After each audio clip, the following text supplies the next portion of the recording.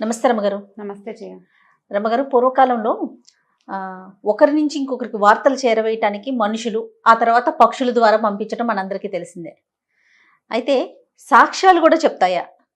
ఇలాంటిది నేను ఎక్కడో విన్నాను. దానికి సంబంధించి అసలు నిజంగా పక్షులు కానీ జంతువులు కానీ సాక్ష్యాలు చెప్పగలుగుతాయా? దీనికి సంబంధించి ఏదైనా స్టోరీ లాంటిది ఏదైనా ఉందా మీ దగ్గర? డైరెక్ట్గా సాక్ష్యం చెప్తాయో చెప్పవో, కానీ చెప్పించచ్చు. ఇప్పుడు మనం మహాశివరాత్రి కథ చెప్పుకునేటప్పుడు కామధేనువు తలతో అవునని తోకతో కాదంది చెప్పుకుంటూ ఉంటామా, జరిగింది కదా. ఇట్లా ఏవో ఉంటాయి. అయితే ఒక అరేబియన్ కథ ఒకటి చెప్తా. పూర్వం ఈ అరేబియన్ కంట్రీస్లో ఒక దొంగ ఉండేవాడు. అతను దారులు కొట్టేవాడు. దారులు కొట్టడం అంటే ఓ ఊరు నుంచి ఇంకో ఊరు వెళ్ళేటప్పుడు అప్పట్లో ట్రాన్స్పోర్టేషన్ గుంపుగా పోవటాలు ఉండేవి, గుంపుగా వెళ్ళి ఉండేది ట్రాన్స్పోర్టేషన్. పబ్లిక్ ట్రాన్స్పోర్ట్స్ అవి ఏమి ఉండేవి కాదు. అవును, ఏవో కొన్ని బళ్ళు సిద్ధం చేసుకుని కొంతమంది వెళ్తుంటే ఆ వైపు వెళ్ళవలసిన వాళ్ళని కూడా వాళ్ళతో కలుపుకునేవాళ్ళు. ఒక్కడికైతే ప్రయాణ ఖర్చు చాలా అవుతుంది, పైగా ఒంటరిగా వెళ్ళేటప్పుడు ప్రమాదాలు బారిన పడేవాళ్ళు. అందుకని ఏం చేసేవాళ్ళు, ఆ బిడారులతో కలిసి బిడారులు వెళ్తుంటే వాళ్ళతో పాటు వర్తకుల బిడారులు అలా వెళ్తుంటే వాళ్ళతో పాటు వెళ్ళి వాళ్ళకి 5ో 10ో ఇచ్చి ఎక్కువ ఖర్చు పెట్టకుండా వెళ్ళేవాళ్ళు. కొంచెం పేదవాళ్ళు అనుకో, వాళ్ళతో పాటు ఆ బరువులు మోయటానికి, ఆ గుర్రాలు తోలడానికో, ఆ ఎడ్లు తోలడానికో, కాస్త ఏదో పని చేయడానికో, వంట చేసి పెట్టడానికో సహాయంగా ఉండి కూడా ఊళ్ళు దాటేసేవాళ్ళు. ఇలా ఉండేటప్పుడు కొంచెం దానికి కూడా శక్తి లేని వాళ్ళు, ఒంటరిగా నిదానంగా ప్రయాణం చేయాలని లేదా చిన్న గ్రూప్తో బయలుదేరి దారులు తప్పిపోయేవాళ్ళు కొంతమంది దొరికేవాళ్ళు. ఈ దొంగలు కూడా ఏం చేసేవాళ్ళు, గుంపులుగా వచ్చి వీళ్ళ మీద పడి మొత్తం దోచుకోవడం ఒక పద్ధతి. గుంపులుగా వస్తే మళ్ళీ పంపకాలు గింపకాలు గందరగోళం. అలా అక్కడ దొంగ అక్కడ తిరుగుతూ ఏం చేసేవాడు, ఒంటరిగా కనపడ్డ వాళ్ళని లేదా ఇద్దరే ఉంటే బలహీనంగా ఉంటే వాళ్ళని కొట్టి లాక్కునేవాడు. ఇలా తిరుగుతున్న ఈ దొంగకి ఒకనాడు ఒక ముసలాయన కనిపించాడు. ఈ ముసలాయన అవతల రాజ్యం నుంచి ఈ రాజ్యానికి వస్తున్నాడు. ఆయనకు ఒకే ఒక్క కూతురు ఉంది. ఎప్పుడో ఈ పిల్లని ఈ ఊళ్ళో వదిలిపెట్టి ఆ ఊరు వెళ్ళాడు సంపాదనకి. ఇప్పుడు వృద్ధుడైపోయాడు. కొంత డబ్బు చేర్చాడు. ఆ డబ్బుని పిల్లకి ఇచ్చి మళ్ళీ వెనక్కి వెళ్తాడనమాట. వెళ్దామని మళ్ళీ తన కోసం సంపాదించుకోవాలనుకున్నాడు. ఈ వస్తుంటే ఈ దొంగ పట్టేస్తే ఆయన వణికిపోతూ, నాయన నా దగ్గర ఉన్నదే 1000 దినార్లు, ఎక్కువ డబ్బులు లేవు, నా కూతురు కోసం దాచాను, నా పిల్లకి మళ్ళీ రేపొద్దున పిల్లలు పుడితే దానికి ఏం ఉండదు, ఆ భర్త దాన్ని ఒప్పుకోడు, బాబు నన్ను వదిలేయమంటే వీడు వెకవికా నవ్వాడు దొంగ. నీ కూతురు గోల నాకెందుకు, నీ కూతురు గురించి పట్టించుకుంటే నా గురించి ఎవరు పట్టించుకుంటారు, కుదరదన్నాడు. అనేసరికల్ ఏం లబ్బోదీపమని ఏడ్చాడు, కాళ్ళ వేళ్ళ పడ్డాడు. ఎంత అడిగినా దొంగ విడిచిపెట్టబోయేసరికల్ సరే డబ్బులు ఇచ్చేసాడు. డబ్బులు ఇచ్చేసి తన దారిని తను వెళ్ళబోతే అన్నాడు, ఎక్కడికి వెళ్ళిపోతున్నా, ఉండు నిన్ను చంపేయాలన్నాడు. అనేసరికి ముసలాయన అన్నాడు, నన్ను చంపడం ఎందుకు, డబ్బులు ఇచ్చేసాను కదా, కనీసం పిల్లని కంటితో చూస్తాను, నా పిల్లని నన్నైనా చూస్తుంది కదా, డబ్బు ఇచ్చేసాను, నీకు కావాల్సింది డబ్బులన్నీ ఇచ్చేసాయి, ఇక నా దగ్గర ఏమీ లేవు, నన్ను వదిలేసేయమంటే ఒప్పుకోలే దొంగ. అసలు వదలటం నా జీవిత చరిత్రలో లేదన్నాడు. వదలటం నా చరిత్రలో లేదు, నేను ఎవరిని కొడితే వాడి దగ్గర నుంచి డబ్బులు లాక్కోవాలి, వాడిని చంపేయాలి, అదే నా నియమం అని ఆ ముసలాయన్ని చంపేయబోయాడు. అటు ఇటు చూస్తే మైదానంలో ఎక్కడ పిట్ట పురుగు లేదు, ఎవ్వరూ సాక్ష్యానికి లేరు ఈ ముసలాయన్ని వీడు చంపాడు అని. అయితే ఆ ముసలాయన్ని అలా నడుస్తూ పైకి చూస్తే పైన ఒక కౌజు పిట్ట నడుస్తోంది, ఎగురుతుంటే ఈయన 2 చేతులు పైకెత్తి, ఒక కౌజు పిట్ట, నువ్వే సాక్ష్యం, ఈ దొంగ నన్ను చంపేశాడు నిర్దాక్షిణ్యంగా, నా దగ్గర ప్రతి రూపాయి లాక్కుని నన్ను నా కూతుర్ని కలవనివ్వకుండా చేశాడు, దానికి సాక్ష్యం నువ్వే, ఓ కౌజు పిట్ట, దీన్ని గుర్తుపెట్టుకొని కేకలు పెట్టేసరికల్ అది వచ్చి చెప్తా బోడి సాక్ష్యం అని ముసలాయన్ని చంపేశాడు ఇతను. ముసలాయన శరీరం అక్కడే మట్టిలో కలిసిపోయింది. ఆ కూతురికి ఎప్పటికీ తెలియదు, తండ్రి చనిపోయిన సంగతే తెలీదు, అదేదో వేరే పట్టణంలో ఉన్నాడు, మా నాన్న బతికే ఉన్నాడు అనుకుంటోంది పాపం. ఈ దొంగ కొంతకాలం సంపాదించుకున్న తర్వాత దొంగలందరికీ మారడానికి ఒక అవకాశం ఇచ్చింది ప్రభుత్వం. వీడికి దొంగతనాలు మానేసి ఊళ్ళో కొంచెం పెద్ద మనిషిగా చలామణి అవుతున్నాడు, సంపాదించుకున్న దాంతో క్రమంగా కొంచెం పెరిగాడు. వాళ్ళకి వీళ్ళకి తను ఎవరెవరిని ఎలా చంపాడో ఏం చేశాడో గొప్పలుగా చెప్పేవాడు. వీడు పెద్ద మనిషిగా చలామణి అవుతున్నాడు కదా, కొంచెం దానాలు అవి చేసేవాడు.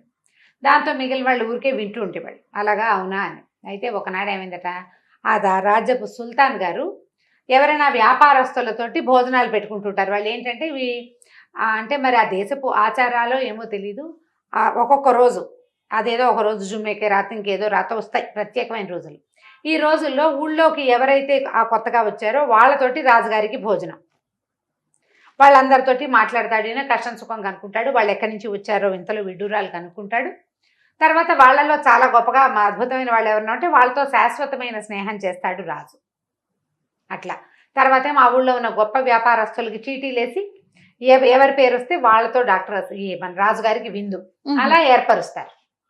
ఆ ఏర్పరిచిన క్రమంలో పూర్వకాలంలో దొంగగా ఉండి ఇప్పుడు పెద్ద మనిషిగా మారిన వాడు ఒకడు ఉన్నాడు కదా, వాడిని తీసుకొచ్చారు భోజనానికి. ఆయన ఆల్రెడీ చాలా పెద్ద మనిషి, తెలుసు అందరికీ, రాజుగారికి కూడా తెలుసు. సరే భోజనానికి కూర్చున్నారు. కూర్చుంటే ఇతను మీరు ఏం చేస్తున్నారు, రాజుగారు అడిగాడు. ఇప్పుడు ఏం వ్యాపారం చేస్తుంటే నౌకల మీద వ్యాపారం నడుస్తుంది, మా అబ్బాయి ఎక్కడున్నాడు, మా అమ్మాయి ఇక్కడుంది, పిల్లలు పెళ్ళిళ్ళు చేసేసాను, నేను ఇలా ఉన్నాను, నేను చిన్నప్పుడు ఆ పని చేసేవాడిని, నేను దొంగతనాలు చేసేవాడిని, మీరు ఇచ్చిన అవకాశంతో నేను దొంగతనాలు మానేశాను, తర్వాత నేను సంపాదించుకున్న దాంతో నేను ఇట్లా కొంతమంది అబ్బాయిలకి శిక్షణ ఇస్తున్నాం, ఏదో చెప్పాడు. రాజుగారు అన్నీ వింటున్నాడు. భోజనానికి రకరకాల వస్తువులు వస్తున్నాయి. ఏదో 2 పదార్థాలు 3 పదార్థాలతోటి వెళ్ళదు, రాజుగారి భోజనం చాలా హెవీగా ఉంటుంది కదా. అక్కడి నుంచి ఏమైంది, ఆ పూట వండిన కూరలో ఒక పిట్ట కూర, అంటే కముజు పిట్ట తాలూకు కూరొచ్చు.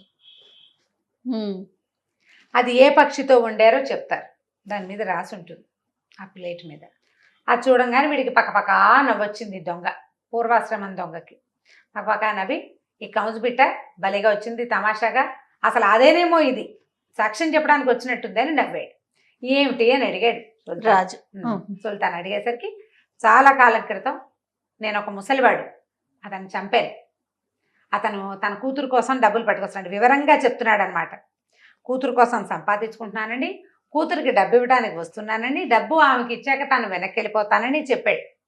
వాళ్ళ కథలండి నాకెందుకు, డబ్బులు లాగేసుకున్నాను యథావిధిగా, నా వృత్తి ఇది, నా డబ్బులు నేను తీసేసుకున్నాక ఎవరి దగ్గర నుంచి అయితే డబ్బులు తీసుకున్నామో వాళ్ళని చంపడం కూడా నా ప్రవృత్తి, నా అలవాటు. అతన్ని చంపబోయా. అప్పుడు ఈ పైన వెళ్తున్న కౌజుపిట్ట నువ్వే సాక్ష్యం అని అరిచాడు. కౌజుపిట్ట ఎక్కడైనా సాక్ష్యం చెప్తుందా, ఇదిగో వచ్చింది చెప్పమనండి సాక్ష్యం అని. జనాలు ఎంత పిచ్చివాళ్ళుగా ఉంటారండి, పిట్టలు సాక్ష్యం చెప్తాయి ఎక్కడైనా అన్నాడు. అనేసరికల్లా సుల్తాన్ తింటున్నవాడు కాసారి కవుదుటం లేచాడు. చెప్తోంది ఇదే సాక్ష్యం నీ దుర్మార్గానికి, కముజు పెట్టే నీ దుర్మార్గానికి సాక్ష్యం అని. ఎవరక్కడ వీడిని బంధించండి అన్నాడు. పెడరెక్కలు విరిచి కట్టేశారు. దుర్మార్గుడు విని ఇంత ద్రోహి ఇంకొకడు ఉంటాడా?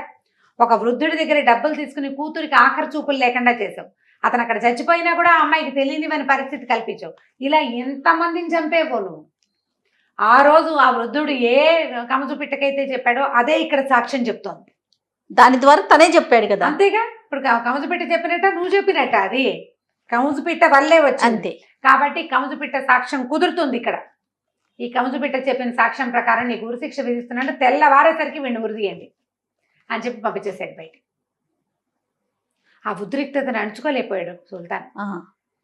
అప్పుడు ఏం చెప్పాడంటే, పక్షుల సాక్ష్యం కూడా చెల్లుతుంది అని ఒక జీవో విడుదల చేశారు. గవర్నమెంట్ ఆర్డరు, పక్షి సాక్ష్యం కూడా చెల్లుతుంది దుర్మార్గాల విషయంలో. కౌజు పిట్ట సాక్ష్యం వల్లే ఒక దుర్మార్గుడికి, ఒక వృద్ధుడిని హత్య చేసిన వాడికి శిక్ష వేశాము అని చెప్పి ప్రకటించాడు. కథ కంచికి మనం ఇంటికి. ఎంత బాగుంది రమ్మగారి కథ, చాలా బాగుందండి. ఇప్పుడు ప్రపంచంలో ఏదైనా సాక్ష్యం చెప్తుంది, అన్నీ కూడా పిట్ట చెట్టు అన్నీ. ఒకవేళ అవి నోరు తెరవ్వనుకో, వాటి వ్యాజంతో మనం నోరు తెరిచి చెప్తాం. అంతే కదా, మనం నోరు తెరిచి, వాడంతటి వాడే చెప్పాడు కదా. ఆ పిట్ట ఈ పిట్ట అవునో కాదో ఎవరికి తెలుసు, ఎవరికీ తెలియదు. కానీ పరిస్థితులు అలా కల్పిస్తాయి. అవును, చూడండి తనే చెప్పేసుకున్నాడు, ఏం చేశాడు. అదే జరుగుతుంది. మనం దేని నుంచి తప్పించుకోలేము. ఇక్కడ తప్పించుకున్నా భగవంతుడి దగ్గర తప్పించుకోలేకపోతాము. సాక్ష్యం తారుమారు అవ్వదు. మనం చేసిన దానికి ప్రతి దానికి సాక్ష్యం ఖచ్చితంగా ఉంటుంది. వాళ్ళు దగ్గర పెట్టుకొని మసలాలి మనం. అంతే. రైట్ రామ్ గారు, నమస్తే. నమస్తే జీ.